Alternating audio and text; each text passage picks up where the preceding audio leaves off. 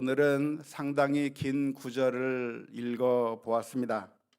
16절에서부터 31절까지의 말씀을 읽었는데요.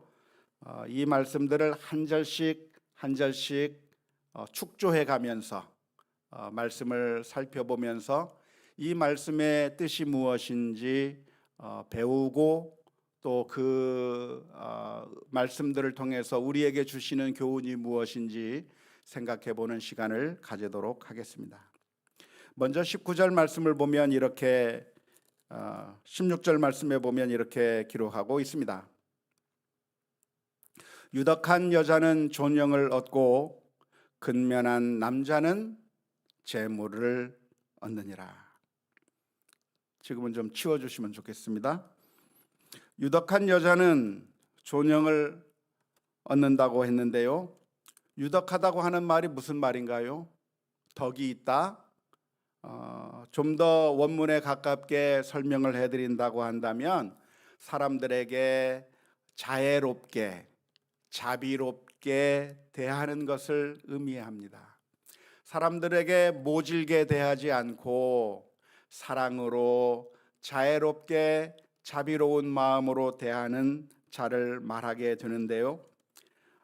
종종 갑질을 하고 호통을 치기도 하고 또 조그만한 실수도 용납하지 않은 그런 깐깐한 사람들이 있다고 한다면 사람들은 그런 사람들을 보면서 무서워하기도 하고 그 앞에서는 상당히 조심하기도 합니다. 하지만 사람들이 자신의 앞에서 그렇게 조심하고 예의를 갖추기도 하고 조심하는 그런 모습들을 보면서 만족할런지는 모르겠지만 그 사람 앞에서는 그렇게 벌벌 떨 수는 있겠지만 뒤에서는 다 욕을 한다고 하는 것은 다들 알고 계시죠? 앞에서 갑질하고 있고 호통을 치고 있고 화를 내는 그런 사람이 있다고 한다면 그 앞에서는 어떻게 항거하지 못하고 그 말에 이렇게 숙이는 것처럼 그렇게 모습을 보일 수가 있겠지만 사실은 뒤로 돌아가서 그 사람에 대해서 욕을 한다고 하는 점을 너무나도 잘 알 것이라고 생각을 합니다. 그런데 누가 칭찬을 받을 수 있겠는가? 누가 정말 좋은 이야기를 들을 수 있겠는가?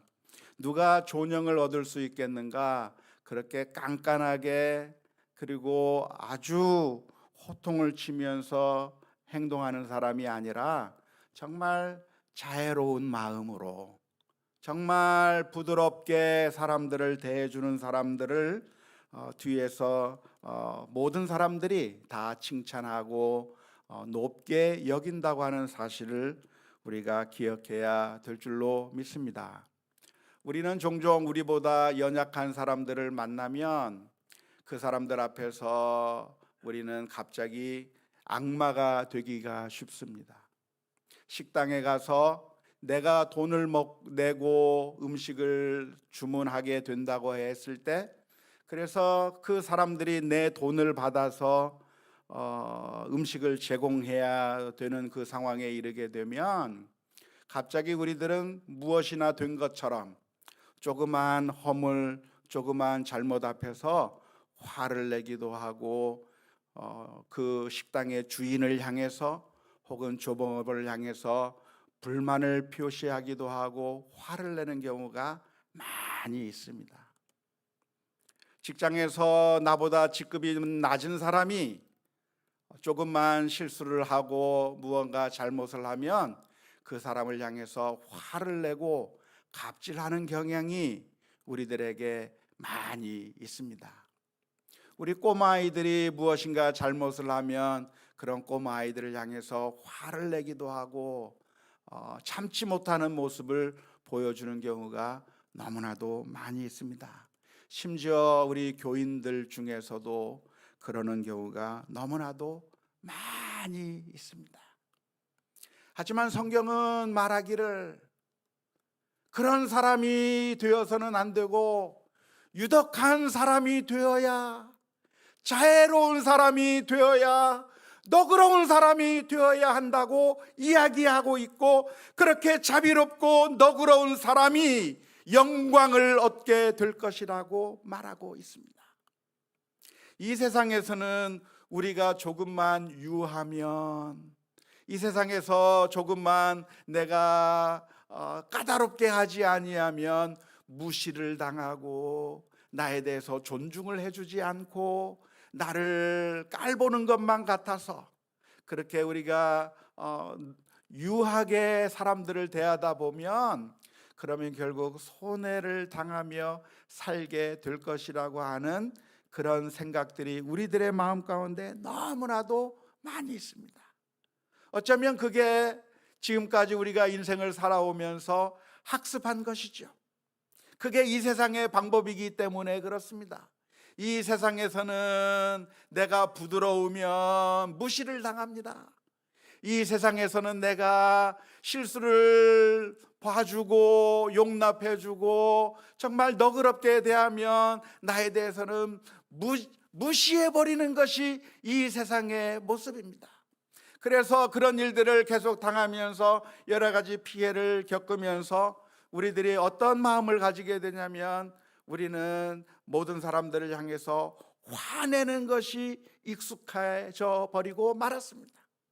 화를 내면 그 앞에서 사람들이 내 말을 듣는 것 같고, 내가 분노하면 그 앞에서 사람들이 침묵하는 것 같고, 내가 화를 내면 빨리빨리 서비스를 해주는 것 같고, 내가 뭐라고 다그치면 죄송하다고 하면서 와서 서비스를 더 잘해주는 것 같은 그런 경험들을 많이 하게 되면서 우리들의 몸에 익숙해져 버렸어요. 너그러움이 아니라 분노와 갑질과 깐깐함과 호통치는 일들이 우리들의 삶에 얼마나 자주 우리의 몸에 익숙해 있는지 모릅니다. 하지만 오늘 성경 말씀에서는 이렇게 가르치고 있습니다. 유덕한 여자가 존영을 받게 될 것이다. 여자만이 아니라 유덕한 여자라고 했다고 해서 여자들만 유덕해지라고 하는 이야기는 아닙니다. 성경 전체의 가르침을 통해서 본다고 한다면, 다른 사람들이 내게 해주기를 바라는 대로 내가 먼저 그 사람들에게 행하라고 예수님께서 말씀해 주셨기 때문에 오늘 저와 여러분들이 정말 너그럽고 자비로운 삶을 살아갈 수 있기를 주님의 이름으로 축원합니다. 두 번째로, 근면한 남자는 재물을 얻는다고 설명하고 있는데요, 16절 말씀에서. 그런데 이 근면한 남자가 재물을 얻는다고 하는 이 번역은 아무래도 좀 아쉬운 번역입니다. 한번 16절 도표를 봤으면 좋겠습니다. 히브리어가 근면한 남자는 재물을 얻느니라 라고 했을 때 왜 아리침 이트 메쿠 오쉐르라고 하는 히브리어입니다. 그 가운데서 지금 아리침이라고 하는 것에 제가 색깔을 입혀놨는데요, 그것을 영어 성경에서는 어떻게 번역을 했냐면 violent man, 그러니까 폭력적인 남자들, ruthless man, 무자비한 남자들이 부를 얻고 부요함을 얻게 될 것이라고 그렇게 영어 성경에서는 번역해 놓았습니다. 그러니까 우리나라 번역과는 좀 다르게 번역이 된 것이죠. 우리나라 사람들은 우리나라 성경에서는 근면하게 되면 재물을 얻게 될 것이라고 번역을 했지만, 히브리어 원문 아리침이라고 하는 그 히브리어 원어는 성경 대부분의 경우에서 강포한 자, 포악한 자라고 번역한 단어입니다. 그렇게 강포한 자, 포악한 자라고 번역한 단어를 안타깝게도 이상하게도 잠언서 11장 16절에서만큼은 근면한 남자라고 그렇게 번역을 해버려서 아쉽습니다. 그렇게 아쉬운 이유가 아마 아쉬운 번역을 했던 이유가 무엇일까요?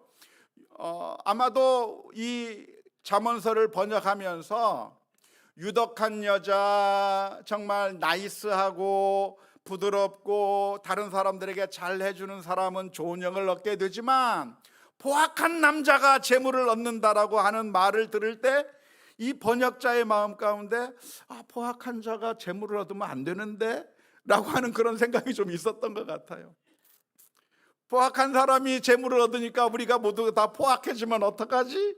하는 마음에서 아마 그렇게 근면한으로 바꾸어서 번역을 한 것 같아요. 하지만 이 말은 무엇이냐면, 포악한 남자가 재물을 얻는다고 하는 그것이, 그러니까 우리도 포악한 방법을 써야 된다. 재물을 얻기 위해서는 너그럽게 영광을 얻을 수 있겠지만, 사람들로부터 박수를 받을 수 있겠지만, 그것은 성공을 못하는 길이고, 포악해져야, 갑질을 해대야, 그래야 재물도 얻고 성공도 하고, 그리고 다른 사람들을 무자비하게 짓밟아 버려야, 그래야 성공해 버릴 수 있겠다고 하는 그런 것을 우리들에게 말해 주는 것이 아닙니다. 그래서 이 말의 의미는 무엇이냐면, 그런 재물을 얻을지는 몰라도 그러나 그것이 좋은 것이 아니라고 하는 것을 밑에 깔고 있는 것이기 때문에 그렇습니다. 그래서 NIV 성경에서는 이 번역을 16절을 번역하면서 Ruthless man gain only wealth, 그러니까 부 정도만 얻을 수 있겠지, 부를 얻을 수는 있겠지 정도로 번역을 한 거죠. 겨우 얻는다고 하는 것이, 부는 얻을 수 있겠지만 그러나 더 중요한 것, 영생을 얻는다거나 더 중요한 것을 얻을 수 있는 것이 아니라, 썩어질 재물, 썩어질 부에 대해서는 얻을 수 있겠지만 정말 중요한 것은 얻지 못할 것 같다고 하는 그런 뉘앙스를 심어주면서 NIV 성경은 번역을 한 것이라고 볼 수가 있겠습니다. 17절 말씀은 이렇게 기록하고 있습니다.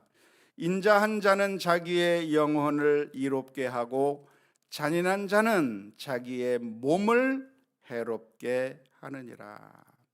16절과 연관되어서 계속해서 같은 의미의 말씀이 반복되어 나오는 것인데요, 인자한 자는 자기의 영혼을 이롭게 한다는 겁니다.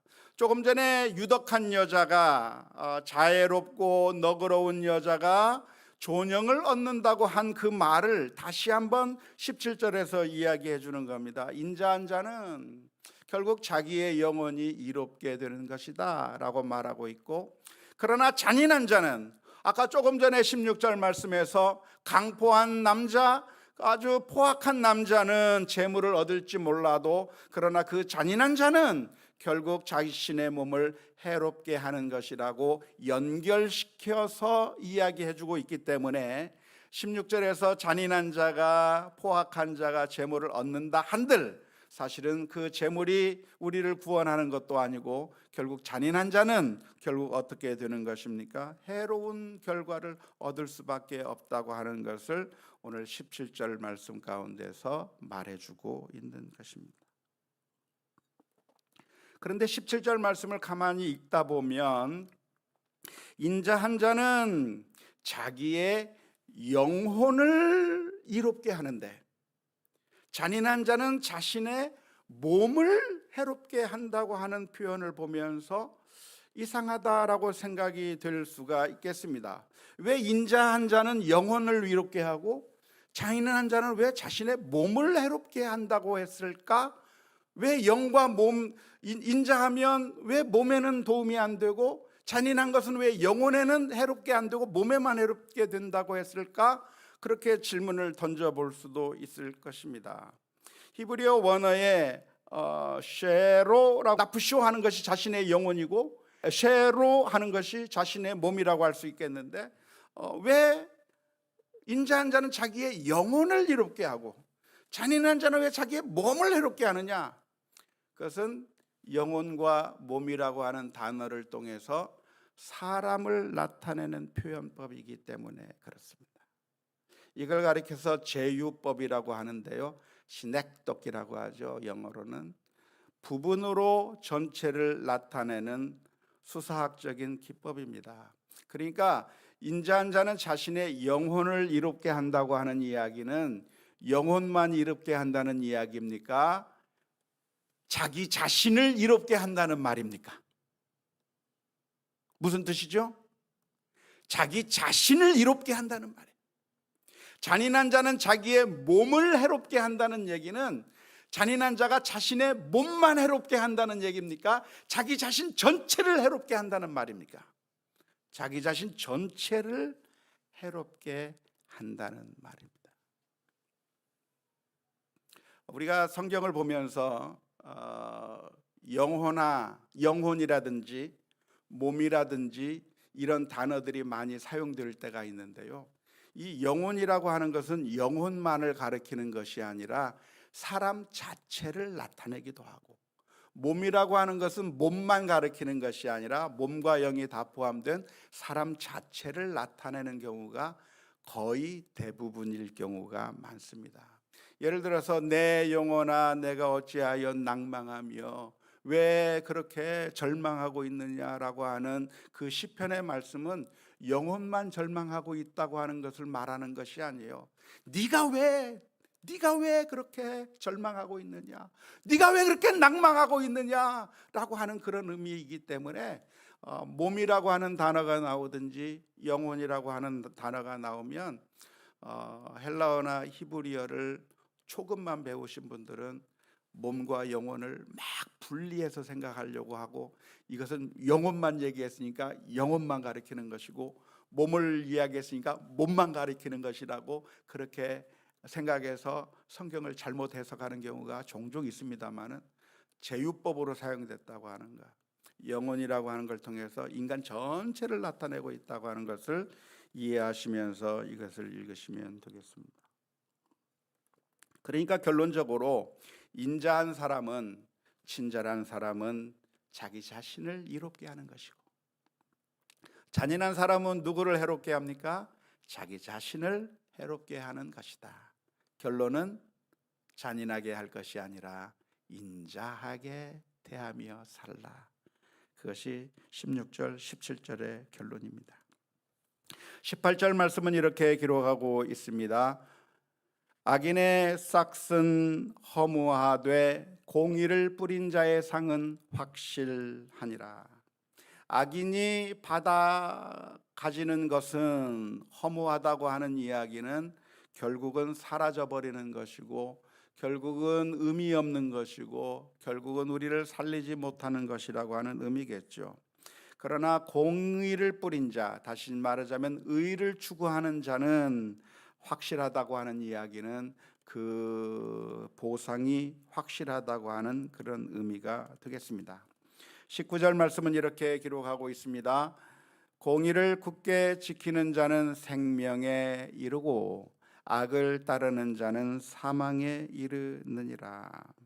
아주 우리가 쉽게 알 수 있는 내용인데요, 의를 행하면 생명에 이르는 것이고 악을 따르면 사망에 이를 것이라고 하는 그런 의미의 말씀입니다.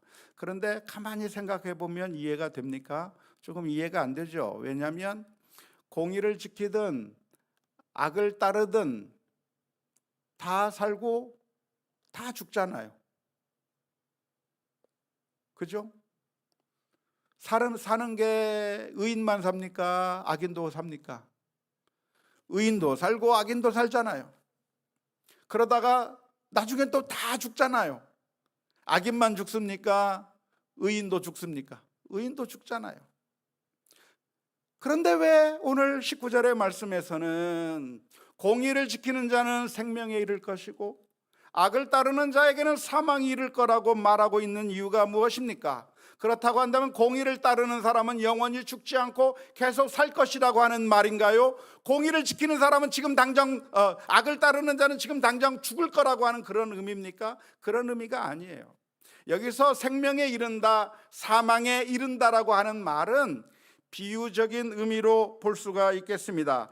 의인은 장수하고 악인은 단명한다고 하는 그런 의미의 말씀이 아니라 망하고 흥한다고 하는 표현을 생명에 이르고 사망에 이른다라고 하는 표현으로 표현한 것뿐입니다.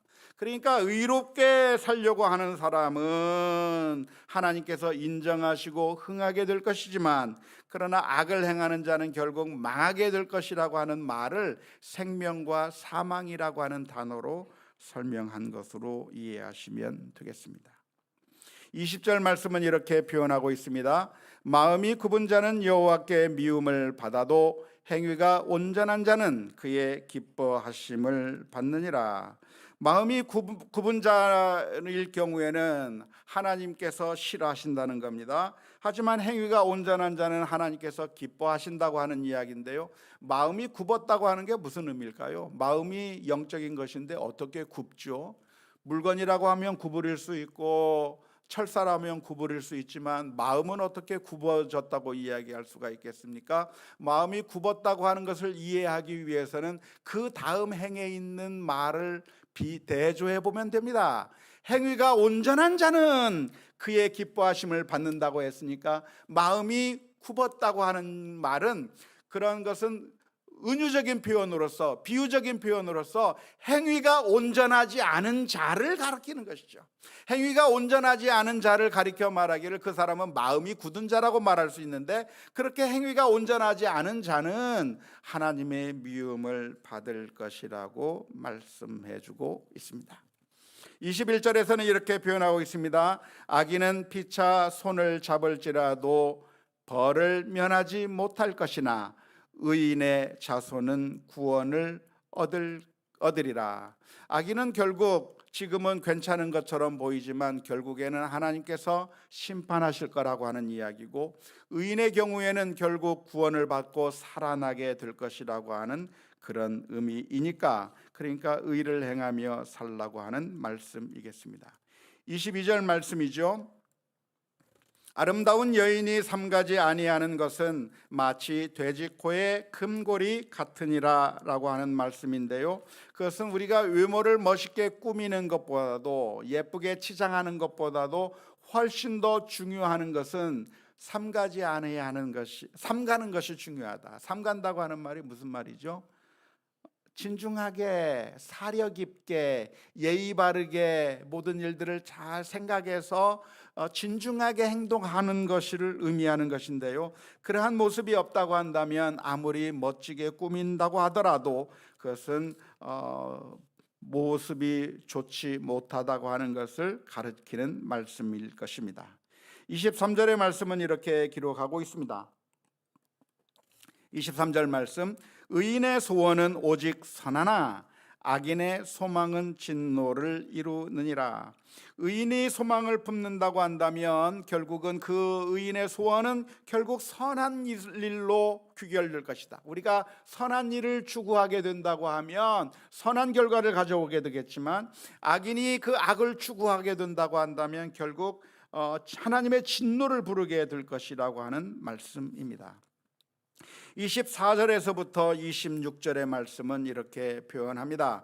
흩어 구제하여도 더욱 부하게 되는 일이 있나니 과도히 아껴도 가난하게 될 뿐이니라. 구제를 좋아하는 자는 풍족하여질 것이요 남을 윤택하게 하는 자는 자기도 윤택하여지리라. 곡식을 내놓지 아니하는 자는 백성에게 저주를 받을 것이나 파는 자는 그 머리에 복이 임하리라. 이것은 우리가 사람들에게 자선을 베풀며 구제하면서 너그러운 삶을 살라고 하는 말씀인데요, 사람들에게 이렇게 자비를 베푸고 자선을 베풀며 살리는 것이, 그것이 손해보는 것이 아니라 오히려 그것이 우리가 부유해지는 길이고, 과도히 아끼고 구두쇠처럼 살고 나만을 위해서 살면, 아끼고 다른 사람들에게 아무것도 베풀지 않으면서 살면, 그러면 우리가 부자가 되는 것이 아니라 오히려 가난하게 된다고 하는 사실을 말씀해 주고 있는 것이죠. 곡식을 판다고 하는 얘기는 무엇입니까? 곡식을 내놓지 아니하는 것, 곡식을 파는 것이 무엇입니까? 독점을 말하는 거겠죠. 독점해가지고 다른 사람들이 고난을 당해도 그냥 다른 사람들의 고난을 아랑곳하지 않고 나 자신만을 위해서 쓰는 것을 이야기할 텐데, 그렇게 할 것이 아니라 정말 힘든 사람들이 있으면 그런 사람들을 위해서 여유롭게 모습을 보여주어야 하는 것인데, 그렇게 여유로운 자가, 사람들에게 사랑을 베푸는 자가 오히려 풍족할 수 있다고 성경은 가르쳐주고 있는 것입니다. 27절의 말씀은 이렇게 기록합니다. 선을 간절히 구하는 자는 은총을 얻으려니와 악을 더듬어 찾는 자에게는 악이 임하리라. 아주 간단한 말씀입니다. 선을 구하는 자가 하나님의 은혜를 입는 것이고, 악을 행하게 되면 결국 그것은 악한 일을 당하게 될 것이라고 하는 말씀이죠. 28절 말씀도 이렇게 기록합니다. 자기의 재물을 의지하는 자는 패망하려니와 의인은 푸른 잎사귀 같아서 번성하리라. 내가 재물을 의지하게 되면 그 재물이 우리를 살려줄 거라고 생각하지만, 그러나 그 재물이 우리를 살려주는 것이 아니라는 겁니다. 재물이 우리들에게 모든 답을 주는 것이 아니라 약간의 도움을 줄 수는 있지만, 그러나 그 재물을 의지해서 살면 성공하는 것이 아니라 결국 패망하게 되는 것이고, 의인이 누군가? 재물을 우상으로 섬기지 않는 사람이 의인이라고 말하고 있습니다. 29절 말씀은 이렇게 기록합니다. 자기 집을 해롭게 하는 자의 소득은 바람이라. 미련한 자는 마음이 지혜로운 자의 종이 되리라. 정말 해로운 일들을 행하는 자는 결국 얻는 것이 아무것도 없을 것이지만, 그리고 미련한 자는 지혜로운 자의 종밖에 될 수 있는 것이 없다고 하는 그런 말씀이고요. 30절 말씀, 의인의 열매는 생명나무라. 지혜로운 자는 사람을 얻느니라. 의인의 열매는 생명나무라고 하는 이야기는 의롭게 사는 자가 살아난다는 것이고, 재물이 우리를 살리는 것이 아니니까 재물을 우상으로 섬길 것이 아니라 정말 의롭게 하나님의 뜻에 맞게 살라고 하는 것이라고 하는 것이죠. 마지막으로 31절 말씀은 이렇게 기록합니다. 보라, 의인이라도 이 세상에서 보응을 받겠거든 하물며 악인과 죄인이리요. 결국 의롭게 사는 자는 하나님의 상을 얻게 될 것이지만, 그러나 악을 행하며 사는 자는 하나님의 심판을 받게 될 거라고 하는 것이 31절의 교훈입니다.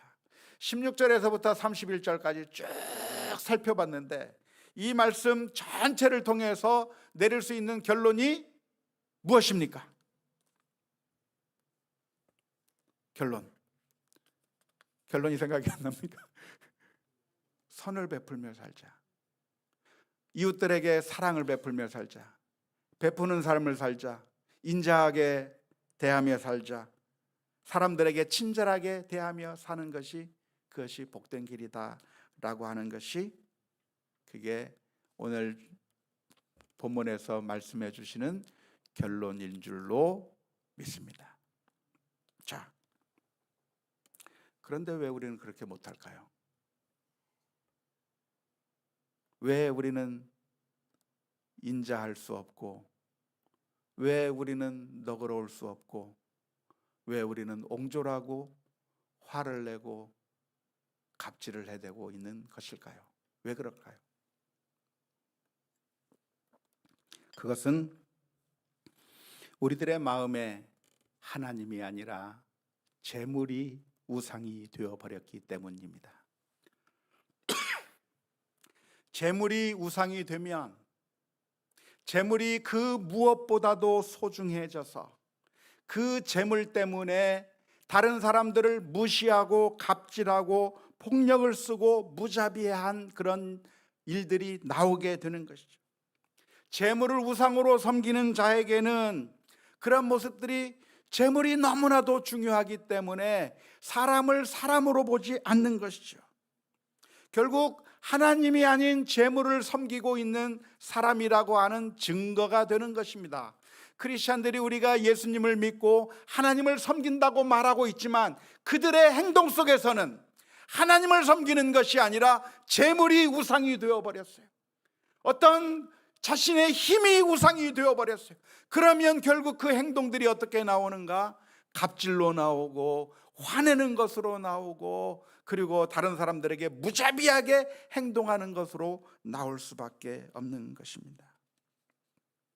하지만 이렇게 재물의 우상에 빠지게 된다고 한다면 그 결과는 어떻게 됩니까? 오늘 말씀에서 전체적으로 해주시는 말씀이 그런 사람은 망하게 될 것이라고 가르쳐주고 있습니다.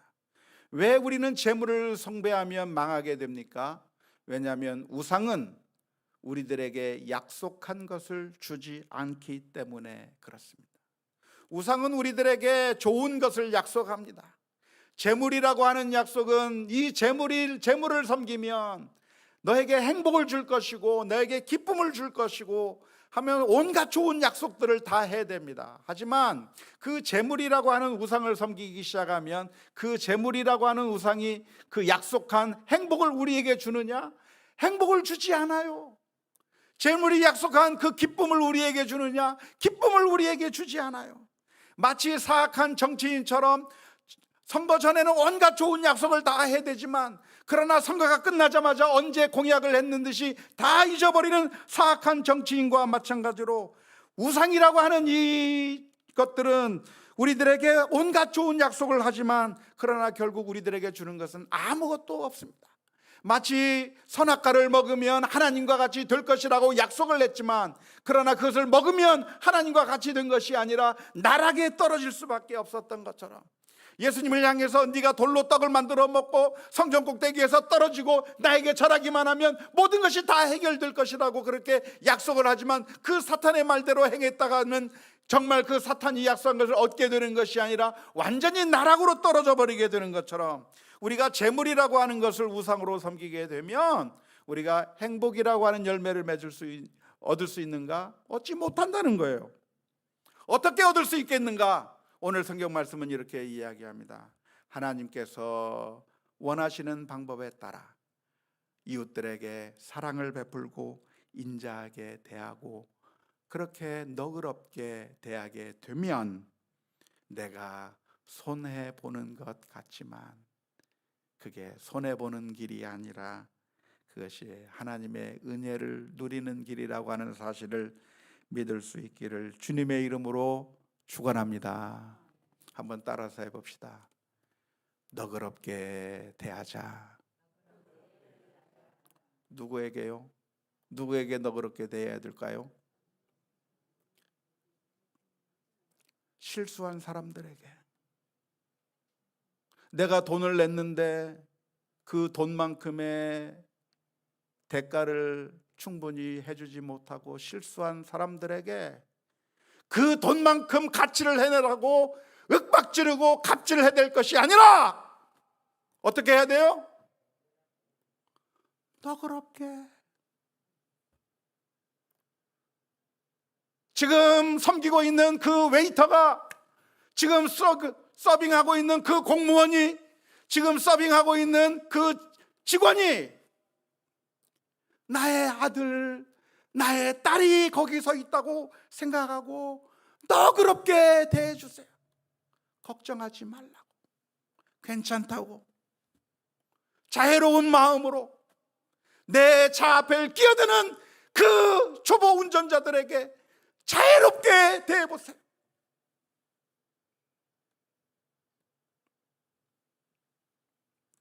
물론 법과 질서를 교란하고 이러한 자애로움을 악용하는 자들을 그냥 내버려 두어도 괜찮다고 하는 그런 의미의 말씀은 아닙니다.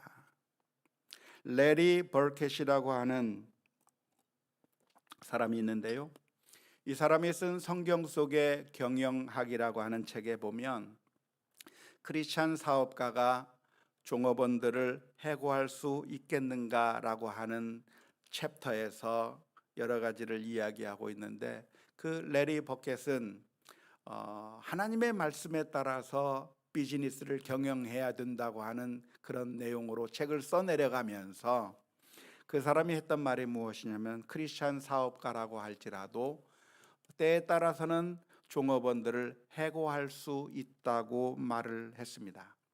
예를 들어서 능력이 부족하거나 문제를 일으키거나 지시를 따르지 않거나 여러 가지 문제들을 야기하는 직원이 있다고 한다면, 그리고 적절하게 지시하고 적절하게 안내를 했음에도 불구하고 그렇게 하지 못하고 손해만을 끼치는 직원이 있다고 한다면 충분히 해고할 수 있고, 그리고 어떤 경우에는 징계할 수도 있을 것이라고 이야기합니다. 하지만 우리가 포악하게 돈을 우상으로 삼고, 그래서 조그만 잘못해도 용서하지 못하고 그렇게 악랄한 방식으로 갑질을 해대는 것은 전혀 크리스천의 방법이 아니라고 하는 사실을 분명하게 기억하셔야 합니다.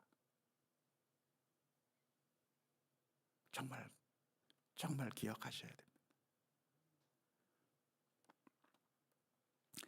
우리 크리스천들 중에는 양극단에 빠지는 경우가 있습니다. 한 극단은 무엇이냐면 금욕주의라고 하는 극단이에요.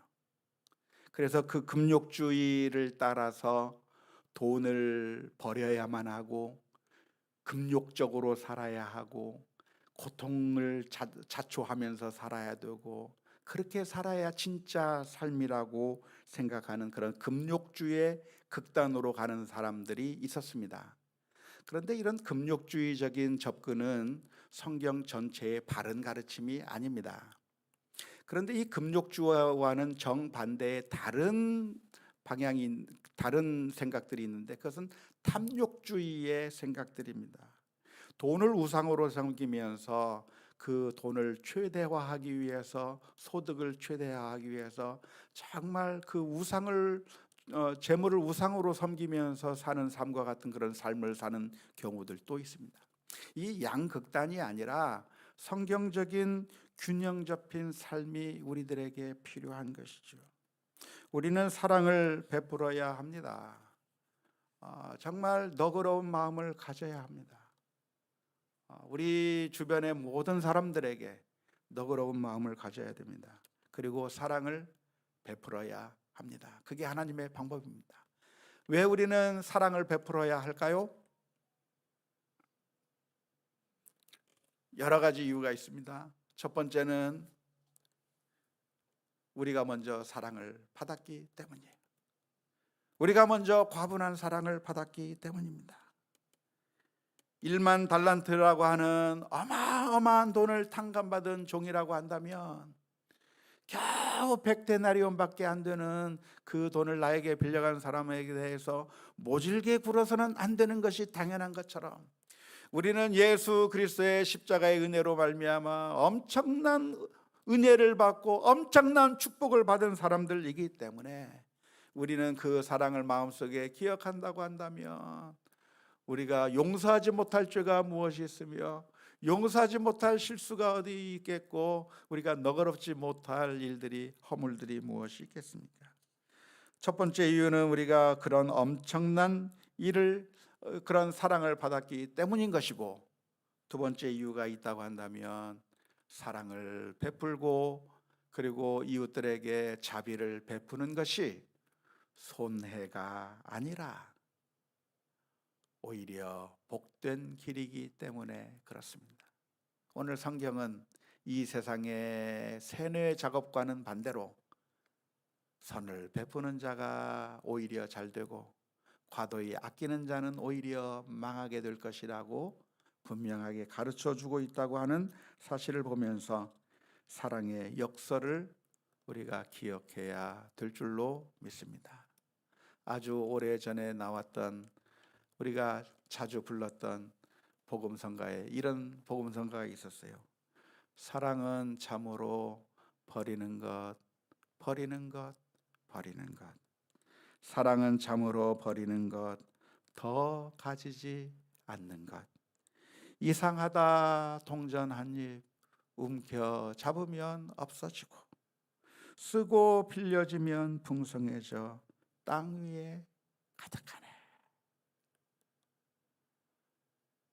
진리예요. 진리라고 하는 사실을 기억하고 믿음으로 승리해 나가는 우리 모두가 다 될 수 있기를 주님의 이름으로 축원합니다.